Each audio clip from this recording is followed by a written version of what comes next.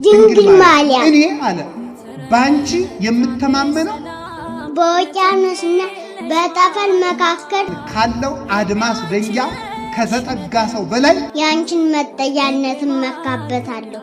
ለምን ካንቺ የተወለደው ለዳንኤል አናም ሲታሰገደ ለሰለስቱ ደቂቅ እሳት ያጠፋ ለዳዊት ጠላት ያጠፋ ለእስራኤል ባህር የከፈለ ነውና ምን ፈራለሁ አለ እንዲያስፈላኝ አናብስቱን ጌታ እሳትን አልፈላ የእሳቱ ጌታ ባህርን አልፈላ የባህር ፈጣሪ ካንቺ ማህፀን ተገኝቶልኝ ምን አይቼ ደነግጣለሁ ብሎ ይነገራል።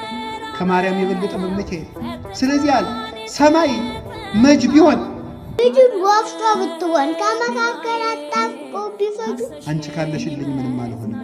እንደ ኖህ ዘመን የሰማይ መስኮት ተከፍቶ የንፍር ውሃ ቢብዘን ምድር የሚያፈላ ውሃ ብትወጣ አንቺ መርከብ ወይሽን ይሻገራል ብሎ ይነገራል። ስለዚህ እመቤታችን የሐዘናችን ሰዓሊት ናትና የሁላችን ማዘን ቆርጣ ትጣልን።